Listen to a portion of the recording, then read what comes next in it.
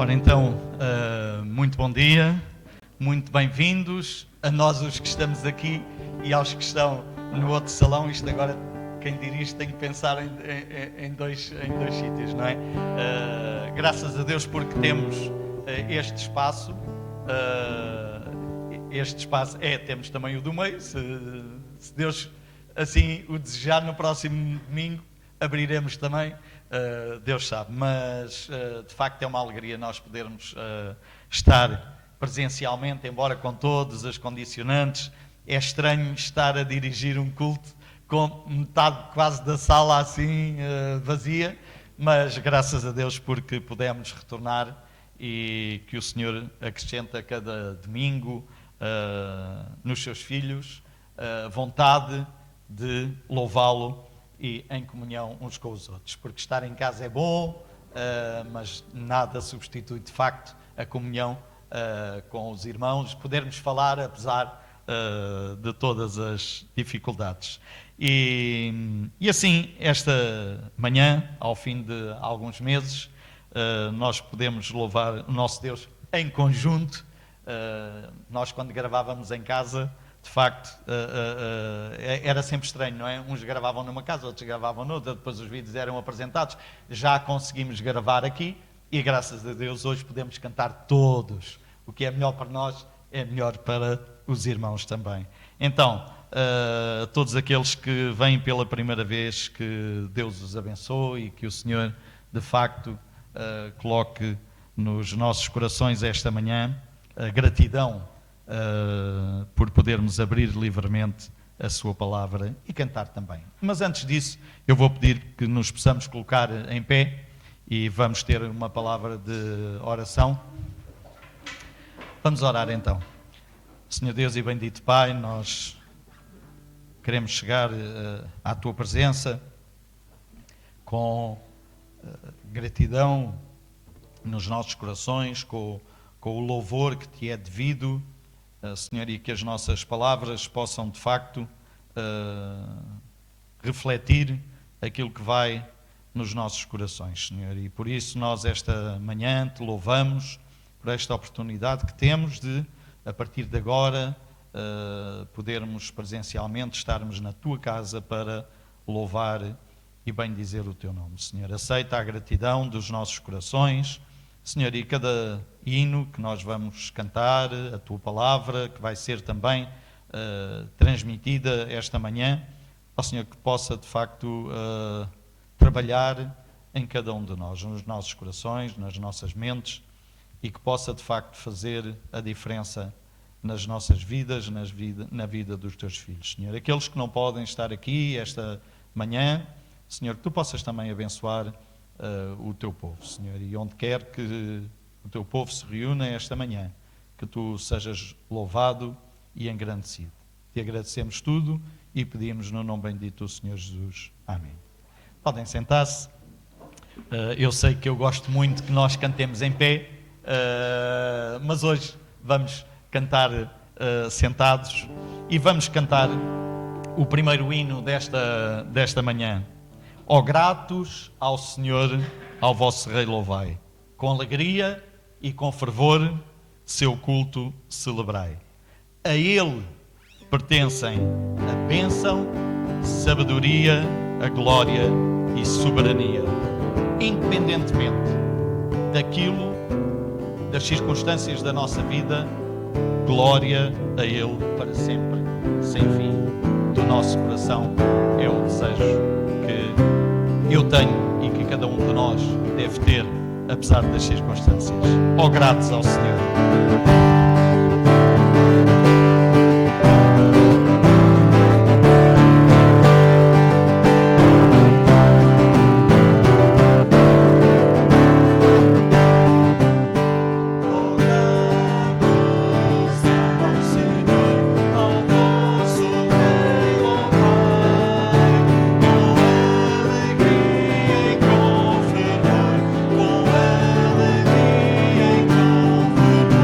Seu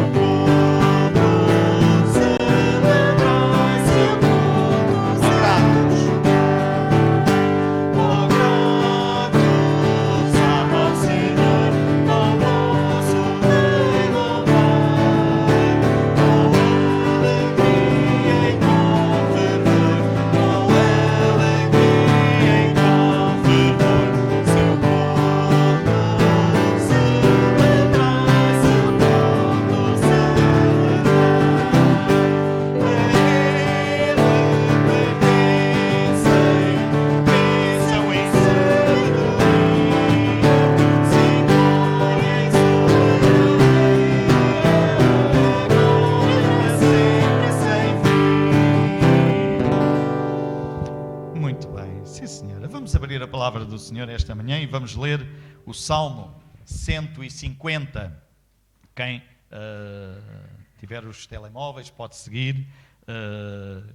É um salmo tão pequeno, mas de facto demonstra o louvor que é devido ao nosso Deus. Diz assim então o Salmo 150: Aleluia! Louvai a Deus no seu santuário, louvai-o no firmamento, obra do seu poder. Louvai-o pelos seus poderosos feitos, louvai-o consoante a sua muita grandeza. Louvai-o ao som da trombeta, louvai-o com saltério e com harpa, louvai-o com adufes e danças, louvai-o com instrumentos de cordas e com flautas. Louvai-o com símbolos sonoros, louvai-o com símbolos retumbantes. Todo o ser que respira, louve ao Senhor. Aleluia. Todo o ser que respira, louve ao Senhor. E todos dizemos aleluia. Muito bem. Então, de facto, eu gosto deste salmo porque a diversidade de Deus é uma coisa que me fascina, não é? A variedade de sons. Deus é um Deus, de facto, com uma imaginação, se é que eu posso falar assim, incrível, não é? Então, todos estes instrumentos, toda esta variedade, todo o ser que respira cada um de nós, então louve ao Senhor. Então louvemos de facto ao Senhor nosso Deus, porque só Ele é exaltado acima, nos céus, na terra, em todo o universo, que Ele seja exaltado em cada coração. Ele é exaltado.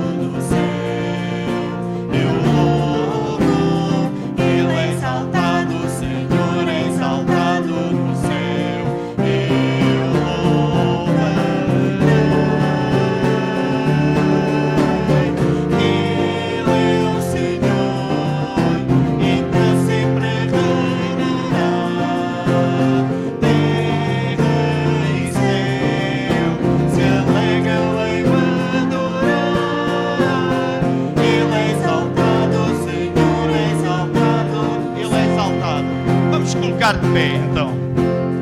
Ele é exaltado, o Senhor é exaltado no céu. Eu louvo. Ele é exaltado, o Senhor é exaltado no céu. Eu louvarei.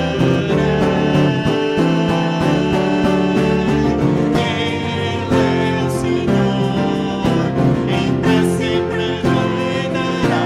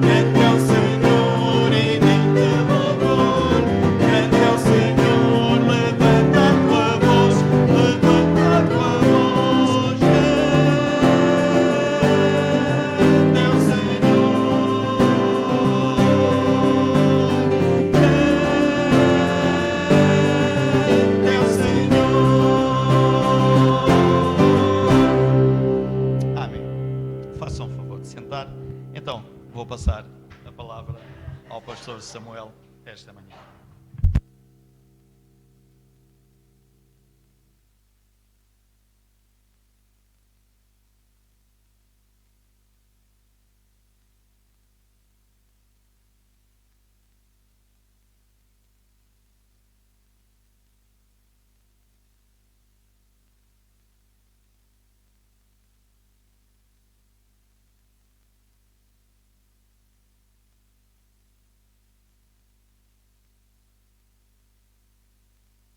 Dia a todos os que estão presentes e aqueles que nos visitam. Um ambiente um bocado estranho para o habitual. Queria dar só então algumas orientações antes da mensagem. Em primeiro lugar, não se devem esquecer, devem fazer então inscrição sempre para o culto. Podem fazer através da página da nossa igreja, podem fazer diretamente com a Patrícia Lupo, ou Patrícia Lima, mas podem fazer, têm que fazer sempre a inscrição para nós termos os lugares preparados para vos recebermos com as devidas distâncias de segurança. Também em relação à saída das instalações, queria também orientar, quem vai orientar essa saída será o dirigente sempre do culto. Deste lado, na sala anexa, será o porteiro que está destacado para a função. Portanto, devem permanecer sentados nos vossos lugares quando acabar o culto e o dirigente por ordem, começando por trás para a frente, ele vai, estão dizendo, a ordem de saída para não aglomerarmos na porta de saída. Também quando nós sairmos, devemos nos dirigir para a nossa casa, não podemos ter aglomerações lá fora na rua. Portanto, sei que nós estamos habituados a ter tempos de convívio, é importante e gostamos de conversar uns com os outros, mas nesta fase ainda não podemos. E também queremos dar um bom testemunho para a nossa comunidade aqui à volta, portanto não vamos fazer aglomerações na rua. Quando sairmos, vamos então dirigir-nos para as nossas casas. Também um outro anúncio, a Escola Dominical continua a funcionar. Qualquer informação dos horários podem falar com o André Lima. Mas temos notado que temos poucos alunos a assistir a algumas classes de escola dominical. Então queríamos encorajar os pais dos jovens, das crianças, a incentivar os seus filhos a assistirem à escola dominical. É muito importante. Temos um culto e é bom ver crianças no nosso culto. É bom ver aqui algumas crianças esta manhã connosco. Encorajamos as crianças a estarem connosco. Mas também é importante que elas tenham também a escola dominical e queremos encorajar os irmãos a desafiar os seus filhos, crianças, jovens, adolescentes a assistirem à escola dominical. Também gostaria de agradecer as orações pelos meus estudos, pelo doutoramento. Sei que a Igreja tem estado a orar. Estou quase a acabar os módulos intensivos nesta primeira fase. Quando digo que estou quase a acabar, parece que estou a acabar, mas não, faltam 3 anos para acabar. Mas esta primeira fase dos módulos intensivos está quase a acabar. Tenho muito trabalho pela frente, tenho 32 mil páginas para ler. Pronto, algumas já li nesta fase, mas ainda falta não sei quantas, mas me falta ainda muito. Acho que nem cheguei ainda a 1000 páginas. Mas de qualquer das maneiras, quero agradecer as orações e também posso anunciar já em primeira mão que o meu projeto final, que vou estar a fazer e que vou começar já a fazer, não posso guardar para o último ano, será um comentário expositivo do livro de Amós, de 250 páginas. Então orem por isso, vai dar realmente muito trabalho, mas a Igreja também vai usufruir, porque também um dos trabalhos que eu tenho que fazer é expor depois em uma série de 12 mensagens sobre o livro de Amós, está bem? Então depois de muito estudo, depois de escrever quase um livro, é um livro de 250 páginas, depois eu também vou ter realmente uma parte mais prática e a Igreja vai também participar nisso, ouvindo então uma série de mensagens no livro de Amós. Vamos esta manhã para 1 de Pedro, capítulo 4.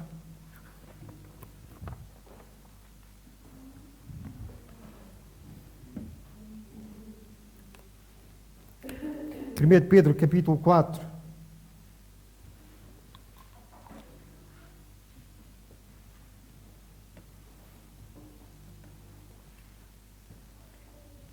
E vamos ficar neste capítulo 4, mas não vou fazer já a leitura de todo o capítulo, vou destacando alguns versículos à medida que vamos avançando na mensagem esta manhã.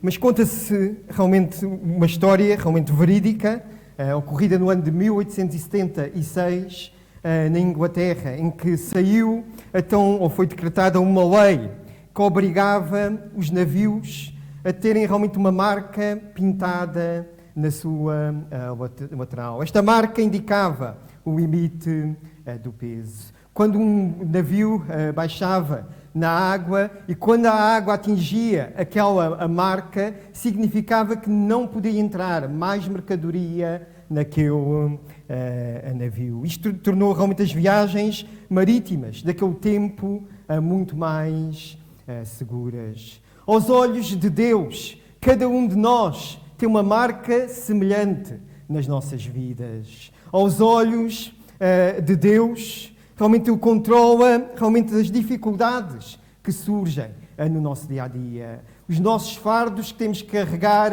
as nossas responsabilidades, os problemas que enfrentamos dia-a-dia, as provações que vêm sobre as nossas vidas, as tempestades e a fúria dos ventos que muitas das vezes atingem realmente a nossa vida, elas realmente não são insuportáveis, apesar de muitas vezes nós pensarmos a isso. Deus pôs uma marca, Ele conhece os nossos limites. E em 1 Coríntios 10:13 diz que não há realmente dificuldade, prova alguma, além das nossas forças, que nós não possamos suportar. No entanto, quando falamos de sofrimento, muitas questões vêm à nossa mente. Porque é que Deus permite uma pandemia como a que estamos a enfrentar nos dias de hoje? Porque é que Deus permite isso? Porque é que Deus realmente permite que um crente sofra? Será que está em pecado? Deus realmente está a castigá-lo? Será que ele não tem a fé? Será que ele desconhece as promessas e os direitos que ele tem da parte de Deus? Se existe sofrimento, será que Deus pode existir? Se Deus é bom, por que é que Ele permite o mal? Há muitas questões que poderíamos fazer esta manhã. O sofrimento entrou no mundo pelo pecado. E o sofrimento atinge todos. O sofrimento atinge homens velhos ou novos, ricos ou pobres. Ele chega a todas as vidas.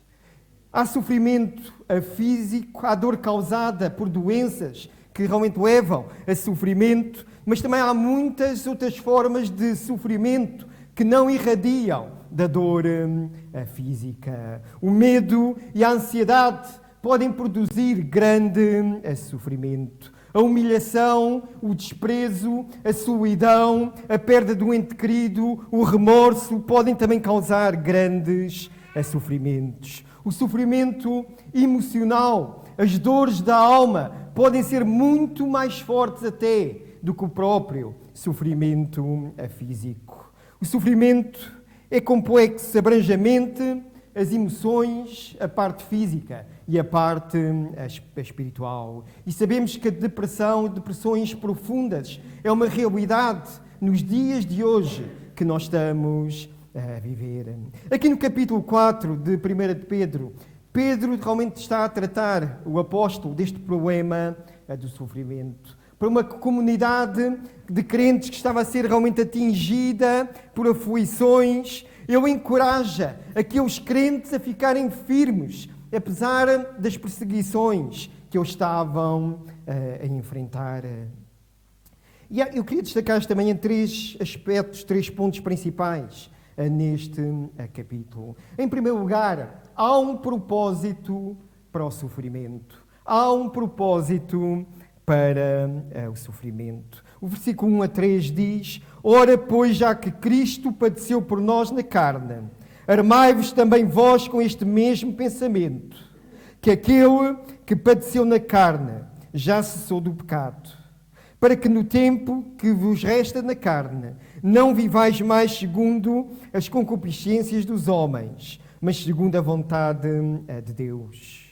Porque nos basta que no tempo passado da vida fizéssemos a vontade dos gentios, andando em dissoluções, concupiscências, embriaguezes, glutonarias, bebedices e abomináveis idolatrias.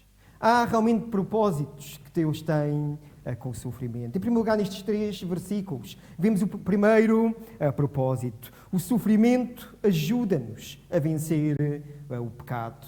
O sofrimento ajuda-nos a vencer o pecado. O sofrimento faz com que o pecado perca o seu poder na nossa vida. O sofrimento pode endurecer o coração da pessoa que não conhece a Deus, do ímpio, mas amolece o coração do Filho de Deus. Também o exemplo de sofrimento de Cristo ajuda realmente o cristão a enfrentar as dificuldades com a mesma disposição. Ora, pois, já que Cristo padeceu por nós na carne, armai-vos também vós com este mesmo pensamento, que aquele que padeceu na carne já cessou do pecado.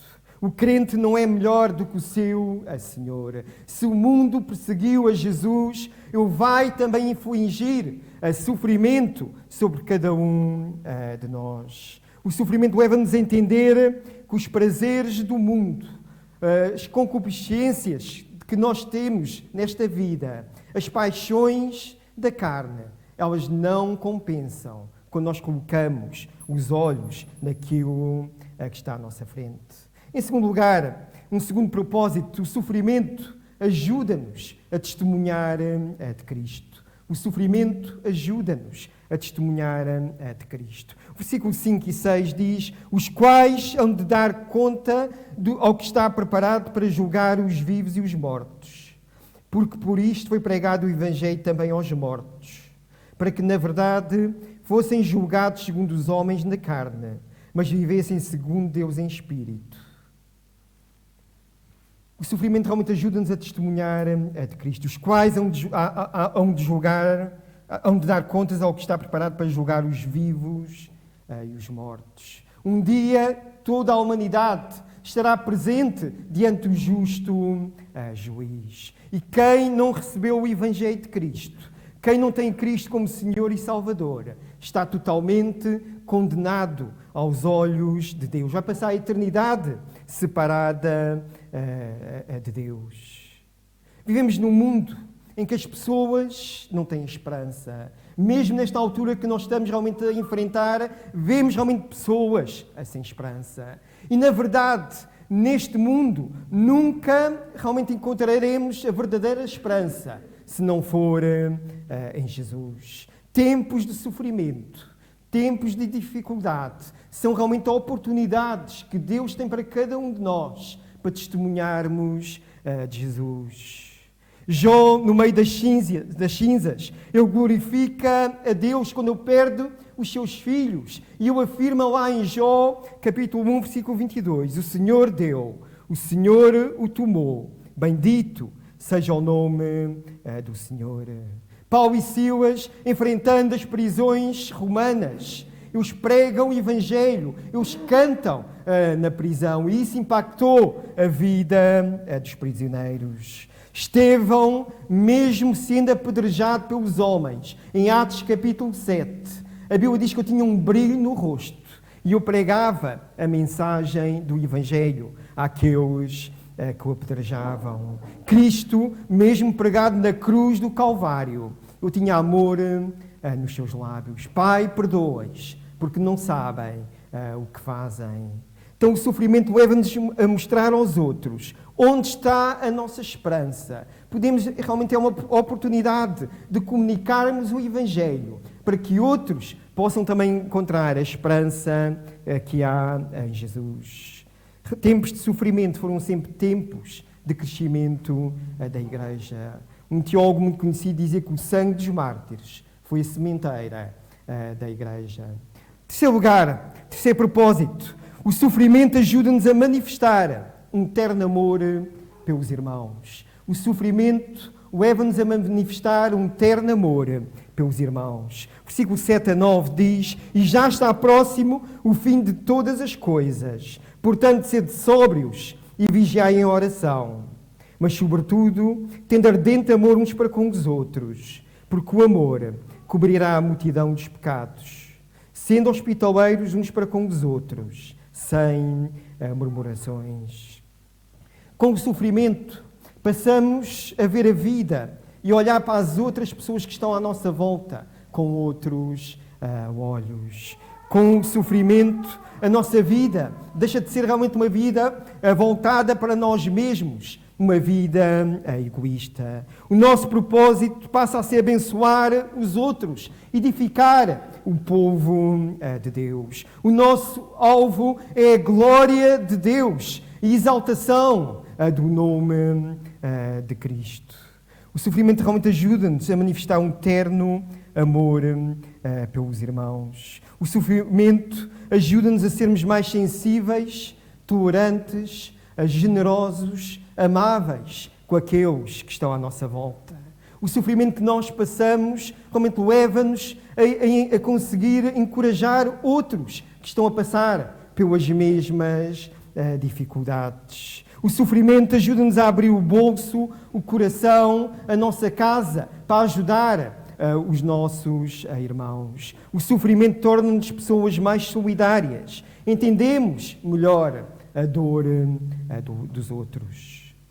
Em quarto lugar, o sofrimento, quarto propósito, ajuda-nos a colocar os dons que Deus nos deu a serviço do seu povo. O versículo 10 e 11 diz: cada um administra aos outros o dom como recebeu, como bons mordomos da multiforme graça de Deus. Se alguém falar, fale segundo as palavras de Deus. Se alguém administrar, administre segundo o poder que Deus dá, para que em tudo Deus seja glorificado por Jesus Cristo, a quem pertence a glória e o poder para todo o sempre. Amém. O sofrimento ajuda-nos a colocar os dons espirituais em prática. Se nós já aceitarmos a Cristo como nosso Senhor e Salvador, nós recebemos pelo menos um dom espiritual. E aqui, 1 Pedro 4, o apóstolo trata também desta questão dos dons. Precisamos servir uns aos outros de acordo com o dom que recebemos. Estamos aqui para servir uns aos outros e não para sermos servidos por outros. A nossa vida deixa realmente de ser uma vida egoísta. O nosso propósito é edificar a Igreja de Cristo através dos dons que Ele tem nos dado a cada um de nós. Há um propósito com o sofrimento. Em segundo lugar, segundo ponto, há atitudes que temos de tomar no sofrimento. Há atitudes que temos de tomar no sofrimento. Os versículos 12 a 18 mencionam aqui várias atitudes que precisam ser vistas na nossa vida. Em primeiro lugar, o versículo 12 diz: amados, não estranheis a ardente prova que vem sobre vós para vos tentar, como se coisa estranha vos acontecesse. Primeira atitude, o crente precisa entender que o sofrimento não é incompatível com a vida cristã. O crente precisa entender que o sofrimento não é incompatível com a vida cristã. O crente não pode estranhar o sofrimento como se fosse uma coisa que é incompatível com a fé. O crente tem que esperar provações. Se o mundo perseguiu a Cristo, por que é que ele não vai também perseguir a ti também? Um dia um aluno meu perguntou-me se a frase, quando a igreja realmente for mais perseguida, ela será mais fiel, será uma frase correta. E eu disse que era exatamente o contrário. Quando a igreja for mais fiel, ela será mais perseguida. Todo aquele que quiser viver neste mundo piedosamente será perseguido, como diz 2 Timóteo, capítulo 3, versículo 12. 1 João 3,13 diz: irmãos, não vos maravilheis se o mundo vos odeia. Irmãos, não vos maravilheis se o mundo vos odeia. Em Atos 14, 22, diz: importa-nos entrar no reino de Deus por meio de muitas tribulações. E o próprio Senhor Jesus Cristo, durante o seu ministério, já nos tinha realmente avisado para as aflições que iriam de vir. Lá eu diz em João capítulo 16, no mundo tereis aflições, mas tende bom ânimo, porque eu venci o mundo. Uma segunda atitude, o crente precisa entender que o sofrimento é para provar-nos e não para destruir-nos. O crente precisa entender que o sofrimento é para provar-nos e não para nos destruir. Versículo 12, mais uma vez, diz: Amados, não estranheis a ardente prova que vem sobre vós para vos tentar, como se coisa estranha vos acontecesse. O fogo ardente, o fogo da fornalha, é onde o ouro é purificado. O fogo só pode destruir a escória enquanto purifica mais o ouro. E é assim que Deus age com a vida dos filhos de Deus. O salmista, no Salmo 66, versículo 10, ele dizia: Pois tu, ó Deus, nos provaste, tu nos afinaste como se afina a prata. Pois tu, ó Deus, nos provaste, tu nos afinaste como se afina a prata. Deus envia as provas sobre as nossas vidas, porque Ele quer tirar as impurezas que há no nosso ser.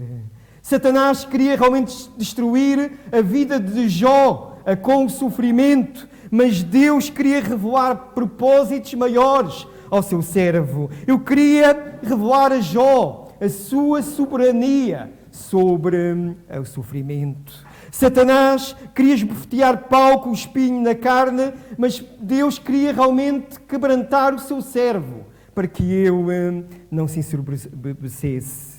O diabo tenta-nos, mas Deus aprova-nos. O diabo tenta as nossas vidas para destruir-nos, mas Deus prova-nos, para que nos possa purificar e possamos sair mais fortes depois das provas. Uma terceira atitude, o crente precisa entender que é possível enfrentar o sofrimento com uma exultante alegria. O crente precisa entender que é possível enfrentar o sofrimento com uma exultante alegria. Versículo 13. Mas alegrai-vos no facto de seres participantes das aflições de Cristo, para que também na revelação da sua glória vos regozijeis e vos alegreis. No início do seu ministério, o Senhor Jesus Cristo, ele inicia quase o seu ministério com um grande sermão que foi conhecido como o Sermão do Monte. E lá em Mateus capítulo 5, versículos 11 e 12, quando trata realmente das bem-aventuranças, ele deixa uma dupla bem-aventurança. E ele diz o seguinte: Bem-aventurados sois vós, quando vos injuriarem e perseguirem, e mentindo, disserem todo o mal contra vós por minha causa. Exultai e alegrai-vos, porque é grande o vosso galardão nos céus, porque assim perseguiram os profetas que foram antes de vós. O apóstolo Paulo, quando enfrentou as prisões de Roma, lá em Filipenses capítulo 1, versículo 12, ele demonstrava alegria apesar das provações. Eu demonstrava alegria porque a palavra era pregada, a palavra não estava algemada. Paulo alegrava-se no sofrimento porque eu entendia que as coisas espirituais estavam acima das coisas materiais. O futuro eterno tinha mais valor do que o presente que eu estava a enfrentar. Paulo alegrava-se porque eu sabia que Deus estava no controle de todas as situações que vinham sobre a sua vida. Eu dizia em Romanos 8:28, pois sabemos que todas as coisas cooperam para o bem daqueles que amam a Deus, daqueles que são chamados segundo o seu decreto, ao seu propósito. Tiago, meio-irmão de Jesus, ele começa a sua carta tratando do tema das provações. E ele começa por escrever dizendo: devemos ter motivo de toda a alegria o passarmos por diversas provações. O mesmo Pedro que escreve esta primeira carta, ele começa a carta da mesma maneira. O versículo 6 e 7 de 1 Pedro, capítulo 1, diz: em que vós grandemente vos alegrais, ainda que agora importa ser necessário que que estejais por um pouco contristados com várias provações, para que a prova da vossa fé, muito mais preciosa do que o ouro que perece e é provado pelo fogo, se achem louvor e honra e glória na revelação de Jesus Cristo.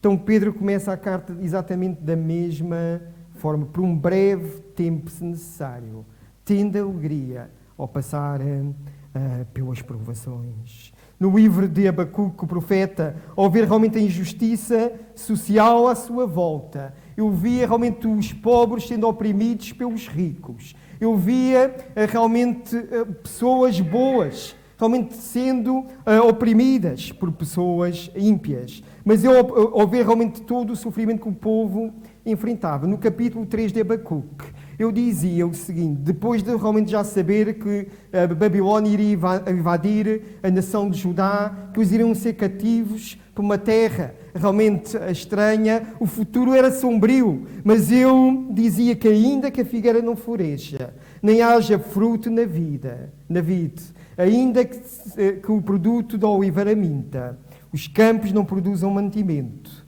ainda que as ovelhas da malhada sejam arrebatadas e nos currais não haja gado, todavia eu me alegrarei no Senhor, exultarei o Deus da minha salvação. Mesmo que as circunstâncias à nossa volta não sejam as melhores, mesmo que estejamos a enfrentar o sofrimento, a razão da nossa alegria é Deus e não as circunstâncias que nós estamos a enfrentar. Quarta atitude: o crente precisa entender que o sofrimento une-nos profundamente a Cristo. O crente precisa entender que o sofrimento une-nos profundamente a Cristo. O versículo 14 diz: se pelo nome de Cristo sois vituperados, bem-aventurados sois, porque sobre vós repousa o Espírito da glória de Deus. Quanto a eles, é eu sim blasfemado, mas quanto a vós, é glorificado. O sofrimento para o crente significa partilhar das aflições passadas. Os apóstolos consideravam um privilégio sofrer pelo nome de Cristo. Vemos isso em Atos, capítulo 5, versículos 40 e 41. O próprio apóstolo Paulo, eu dizia, porque vos foi concedida a graça, o favor imerecido, o privilégio de padecerdes por Cristo e não somente de crerdes nele. Mas também o sofrimento para o crente significa comunhão com Cristo no presente. O sofrimento para o crente significa comunhão com Cristo no presente. Nós não estamos sós quando caminhamos no vale da sombra da morte. Nós não estamos sós na fornalha da aflição. Lembram-se daqueles 3 jovens amigos de Daniel que foram lançados na fornalha do fogo ardente por não se curvarem dentro daquela estátua que Nabucodonosor tinha realmente feito.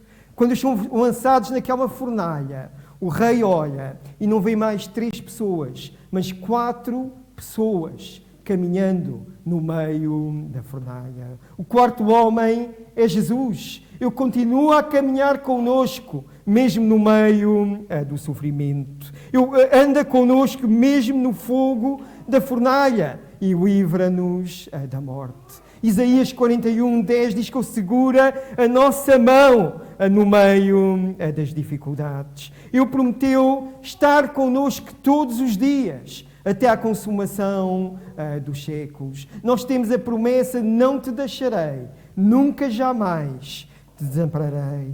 Jesus está connosco e nós podemos ter comunhão com Cristo no presente, apesar das provações que nós estamos a enfrentar. Mas também, em terceiro lugar, o sofrimento para o crente significa partilhar da sua glória futura. Deus transforma o sofrimento em glória. Precisamos realmente olhar para o sofrimento com a ótica do futuro. Precisamos realmente olhar para o futuro que está à nossa frente. O caminho para a glória é um caminho estreito. Há espinhos, há dor, há uma cruz que nós temos que enfrentar. Mas o apóstolo Paulo dizia que os sofrimentos do tempo presente não são comparados com as glórias que estão por vir. A nossa leve e momentânea tribulação produz para nós eterno peso de glória, acima de toda a comparação. Acima de toda a comparação. É só mais um pouco de tempo, como Pedro escrevia no início, por um breve instante. E um dia nós estaremos na presença de Deus. As nossas lágrimas serão enxugadas, a nossa dor passará, não haverá mais luto, não haverá mais pranto, não haverá mais dor. E esta é a grande esperança da fé cristã. Um dia o céu vai explicar todo o mistério do sofrimento. Um dia as nossas perguntas em relação ao sofrimento serão respondidas quando estivermos na presença do nosso Salvador. Quinta atitude. O crente precisa entender que o sofrimento leva-nos a glorificar a Deus. O crente precisa entender que o sofrimento leva-nos a glorificar a Deus. O versículo 16. Mas se padece como cristão, não se envergonhe, antes glorifica Deus nesta parte. Antes glorifica Deus nesta parte. Quando o povo de Deus canta no sofrimento, a glória de Deus se manifesta. O povo de Judá, do reino de Judá, eles enfrentaram os exércitos de Edom, de Amon e de Moabe, cantando, e Deus deu a vitória ao seu povo. Os apóstolos enfrentavam a fúria do sinédrio, os açoites, as prisões, cantando, e Deus libertou os seus servos. Os mártires do cristianismo enfrentavam as fogueiras a cantar.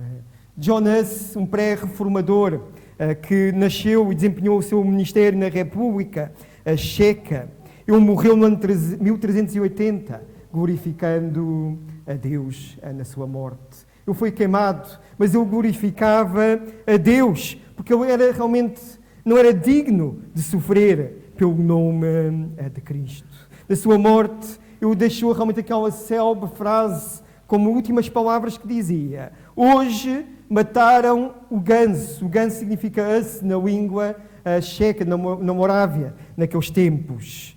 Mas vai nascer um cisne que ninguém poderá calar. Ele referia-se a Martinho Lutero, provavelmente, que surgiu 100 anos depois. No livro de John Piper, falando de John Huss, no seu livro O Sorriso Escondido de Deus, ele pega nesta frase e diz que os cisnes cantam mais docemente quando sofrem, referindo-se aos mártires do cristianismo. E vemos realmente que ao longo da história da Igreja foi assim. As aflições de John Bunyan na prisão deram-nos realmente o famoso livro do Peregrino, que ainda temos nos dias de hoje. As grandes aflições de David Brainerd, um missionário que viveu no século XVI. Ele escreveu um diário terrível, as doenças que aquele homem enfrentava, os perigos que a sua vida corria. Esse diário está em português, e se alguém quiser tem na minha biblioteca. Mas é incrível aquele diário. Aquele diário incentivou homens como Spurgeon, George Whitefield e tantos outros a irem para o ministério, a olharem realmente para o sofrimento daquele homem e o seu exemplo que era para eles. É um diário que tem despertado milhares de missionários no mundo inteiro a irem para o campo. Em último lugar, a última atitude, o crente precisa entender também que o juízo começa primeiro dentro da igreja. Versículo 17 e 18. Porque já é tempo que comece o julgamento pela casa de Deus. E se primeiro começa por nós, qual será o fim daqueles que desobedecem ao Evangelho de Deus? E se o justo apenas se salva, onde aparecerá o ímpio e o pecador? O projeto de Deus é transformar-nos à imagem do seu Filho. Jesus aprendeu com as coisas que sofreu. E Deus realmente disciplina-nos, muitas das vezes, porque Ele nos ama. Ele corrige-nos para educar. A igreja precisa ser um exemplo para os outros lá fora. Nós não podemos chamar o mundo ao arrependimento se estamos a viver no pecado. Nós não podemos exortar os outros a ter intimidade com Deus se nós próprios não andamos com Deus. Antes de tratar com o mundo, Deus realmente diz que vai tratar primeiro com a sua igreja. Há um propósito para o sofrimento. Há atitudes que temos de tomar no sofrimento. E em último lugar, e muito rapidamente, eu vou cumprir a hora, fiquem descansados. Precisamos enfrentar o sofrimento com paciência. Versículo 19.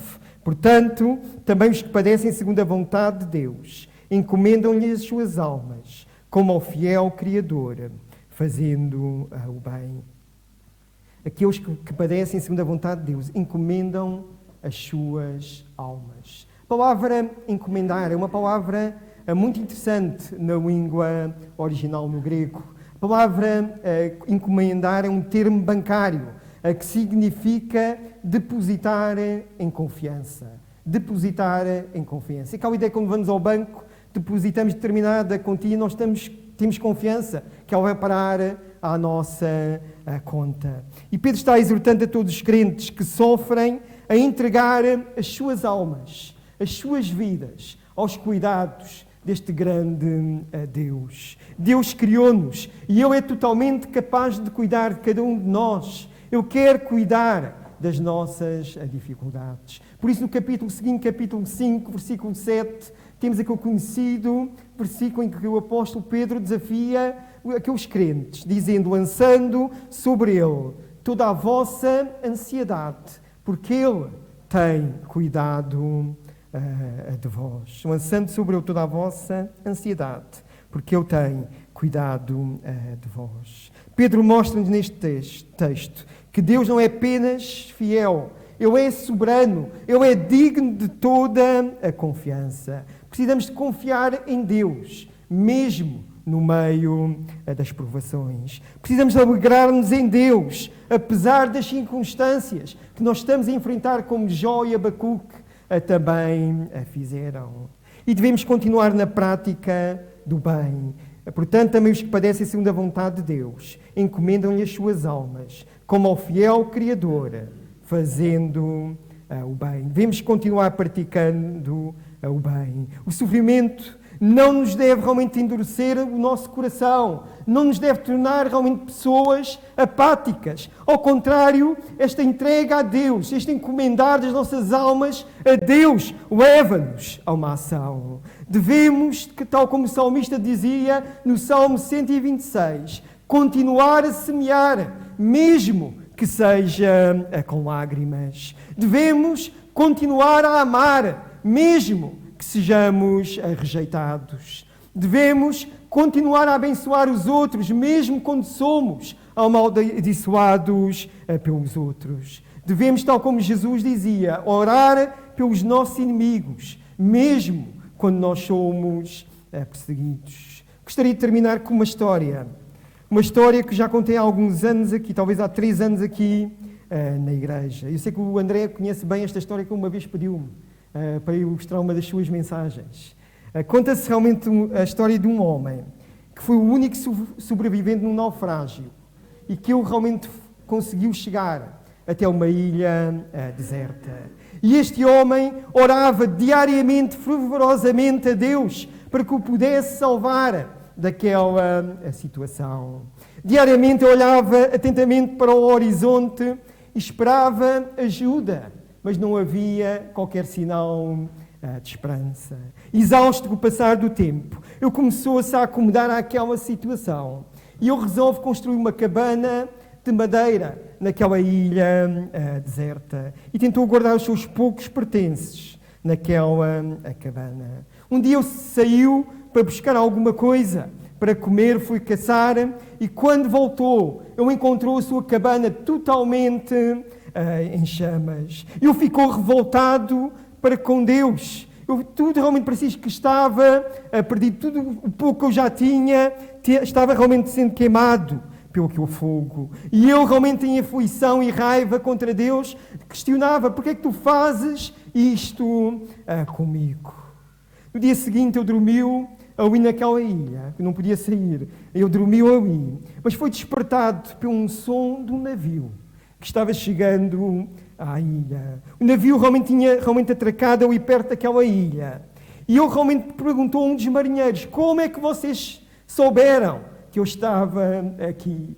Então aquele marinheiro disse: nós vimos o fumo que subia até ao céu. Nós vimos o sinal do fumo que subia ao céu. É fácil ficar desanimado quando coisas más nos acontecem, mas nós não podemos perder a esperança. Deus continua a trabalhar nas nossas vidas, mesmo no meio da dor, mesmo no meio do sofrimento. E lembra-te que na próxima vez que a tua cabana possa estar em chamas, o fumo que sobe aos céus pode estar clamando pela intervenção da graça de Deus.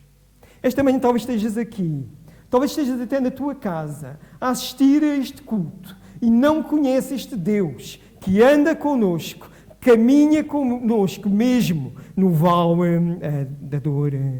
Este Deus que cuida de nós mesmo no sofrimento. E se Deus tem falado ao teu coração esta manhã, eu quero te convidar a conhecer este Deus que quer cuidar da tua vida, este Deus que acima de tudo quer te dar a vida eterna. Eu quero convidar a vires a Jesus hoje mesmo. Hoje mesmo, pede a Jesus que seja o teu Senhor e Salvador. Nós não sabemos o que acontecerá amanhã. Amanhã pode ser tarde demais. Onde tu estás, aqui mesmo, na sala anexa, na tua casa, onde tu estiveres, pede a Jesus para entrar no teu coração. Pede perdão pelos teus pecados e pede para que eu seja o teu Salvador.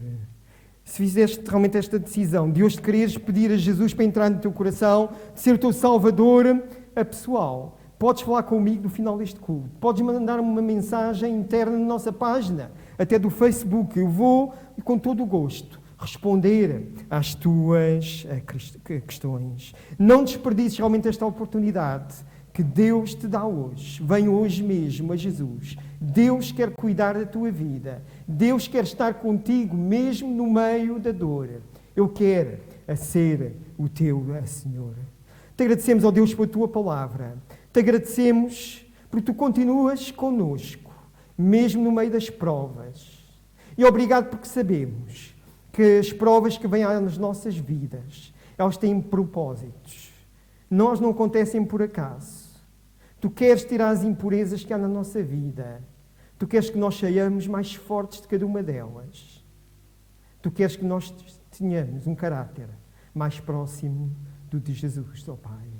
Obrigado pelo sofrimento. Obrigado pelas dificuldades que muitas vezes enfrentamos. Porque sabemos que tu estás a trabalhar no meio dessas dificuldades. E no fim, tu prometes dar um escape a cada uma dos problemas que nós passamos aqui nesta vida. Te agradecemos por isto.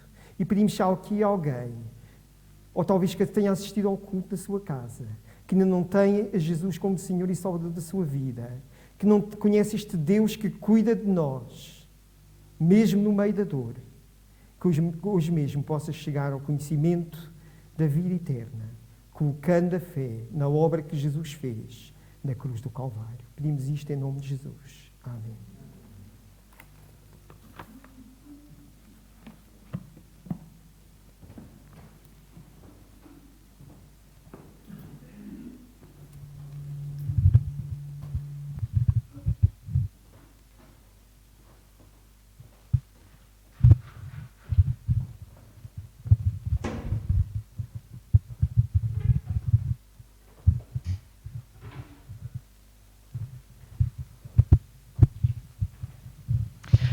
Coro.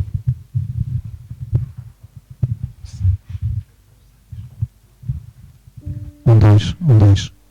Canal 6. Um, dois. Obrigado. O coro que nós vamos cantar fala-nos: eis-me aqui, Senhor. Venho-me render. Eis-me aqui, Senhor, minha vida a oferecer. Então, de facto, que nós possamos confiar a nossa vida a este grande Deus ao nosso Criador, aquele que também morreu por nós para que nós possamos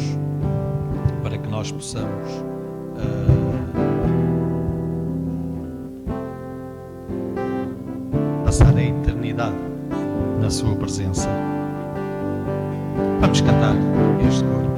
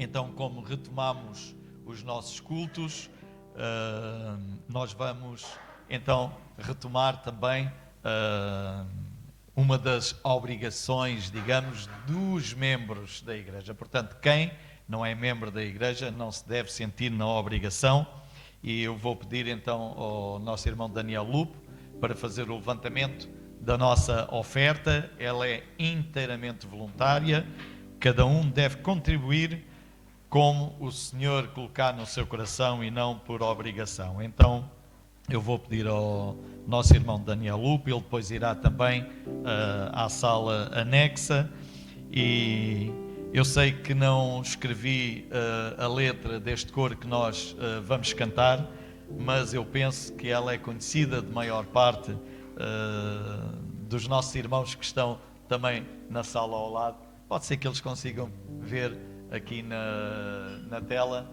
mas fala-nos de facto da alegria, a alegria que só tem quem conhece Jesus, apesar das circunstâncias da nossa vida, apesar do sofrimento, Ele nos coloca esta alegria no coração. Alegria de comparticipar, como também já foi falado esta manhã, comparticipar não só com as nossas vidas, mas também com aquilo que o Senhor nos tem dado. A alegria está no coração.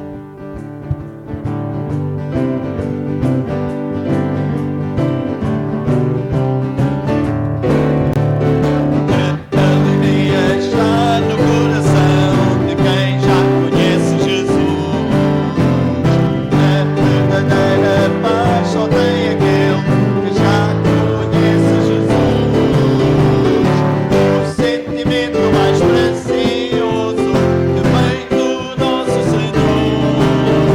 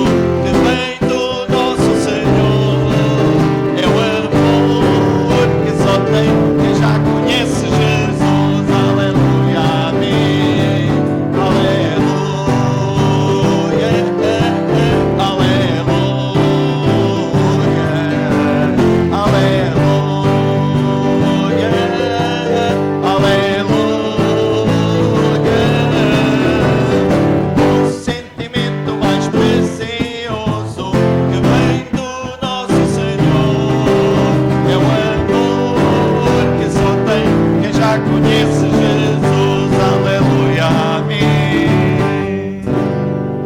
Amém. Então, que essa alegria possa continuar nos nossos corações, a partir de agora, hoje, quem ainda não a tem, a nós que já temos esta alegria, porque nos foi dada pelo nosso amado Salvador, então vamos continuar a mostrar também aos outros a alegria que Ele nos tem dado e que nos dá a cada momento da nossa vida. Então eu vou pedir ao nosso irmão Daniel Lu para terminar com uma palavra de oração, agradecendo também as coletas. Eu peço desculpa por este...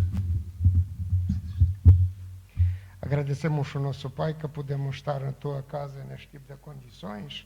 Protege-nos das doenças. O nosso Senhor abençoe as nossas ofertas para a tua casa, em nome de Jesus. Amém. Então, o nosso culto está terminado. Graças a Deus, mais uma vez, porque podemos estar aqui juntos. Isto ainda tem as mãos rotas. E àqueles que estiveram connosco também a acompanhar-nos em casa, que o Senhor também vos dê um bom domingo e que tudo aquilo que possamos fazer com alegria, não olhando às circunstâncias, mas olhando para o nosso Criador, o Autor e Consumador da nossa fé, o nosso amado Senhor Jesus Cristo. A cada um que está em casa, então, que Deus também vos abençoe. O nosso culto está terminado. Então eu vou pedir para que nós, então, por filas, possamos ir lá para trás. Eu vou pedir primeiro à fila de trás que possa sair. Se quiserem